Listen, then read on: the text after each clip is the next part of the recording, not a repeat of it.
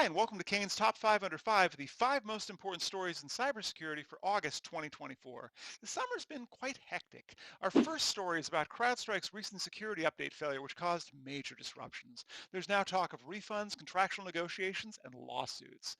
Crowdstrike's terms limit liability for refunds to its Falcon security software, covering only the fees paid, regardless of any damage or lost revenue. Larger organizations like airlines and hospital chains may have negotiated different terms with CrowdStrike, potentially including higher liability provisions. Most affected companies will turn to cyber insurance, though many policies only cover malicious events like hacking. To claim business interruption coverage, policies must have broad language that includes non-malicious events like system failures. This incident may result in litigation over insurance policy interpretations and coverage.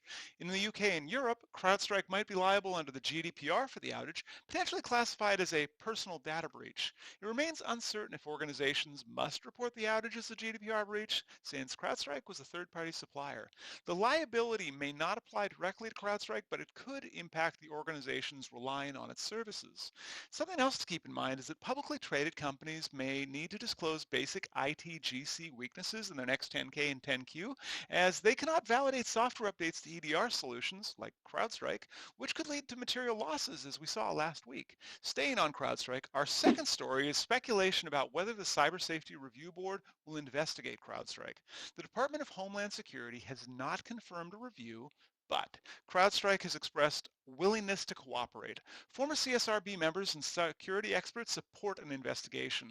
Chris Inglis, former National Cyber Director, compares the incident to the SolarWinds hack, emphasizing the need for accountability. Katie Masouris, a former CSRB member, suggests examining CrowdStrike's technical flaws and company culture. Assistant National Cyber Director Jana Renan says that the incident highlights the importance of memory safety in software. CrowdStrike's Falcon software, written in C and C++, lacks memory-safe coding, which contributed to the outage. Our third story is about the California Privacy Protection Agency Board, which met to discuss new regulations on risk assessments, cybersecurity audits, and updates to its current rules, and released a draft initial statement of reasons and a preliminary economic assessment with first-year costs estimated over $2 billion. The regulations include mandatory annual cybersecurity audits for businesses with significant data processing risks, costing between $40,000 and $363,000 a year, and are probably the most stringent audits I've seen outside of FedRAMP. Risk assessments are required for businesses processing personal information, with costs depending on size and complexity. The CPPA will finalize a regulatory impact assessment and open a 45-day public comment period, though the start date is not yet set. Our fourth story is the financial industry's response to the Cyber Incident Reporting for Critical Infrastructure Act of 2022. 13 comment letters reveal key themes about how firms report cybersecurity incidents. Many institutions find the definition of a substantial cyber incident too broad. They worry this could lead to high reporting costs for low-risk events. The Payments Leadership Council suggests focusing on high-risk incidents. There's a call for harmonizing reporting standards. The Clearinghouse and the National Association of State Credit Union Supervisors emphasize consistent definitions and reducing duplicative reporting burdens. The focus should be on incidents affecting critical operations.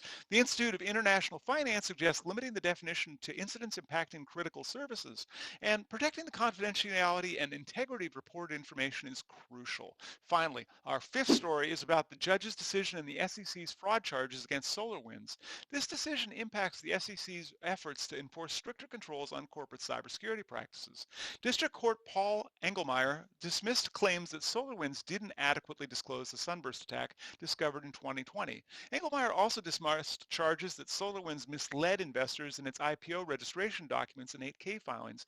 Engelmeyer stated that the claims do not plausibly show deficiencies in SolarWinds' reporting of the cyber attack. The judge maintained one fraud claim about a pre-Sunburst statement on Orion Security. Engelmeyer emphasized that anti-fraud laws do not require highly specific warnings, as this could provide attackers with exploitable information. He noted, SolarWinds acknowledged it cannot prevent every attack and disclose the likelihood of such incidents. I'll be watching to see how the remaining claim plays out. Thanks for watching today, and if you'll be at ISOC or GRC or Black Hat this year, DM me on LinkedIn. We might be able to get together.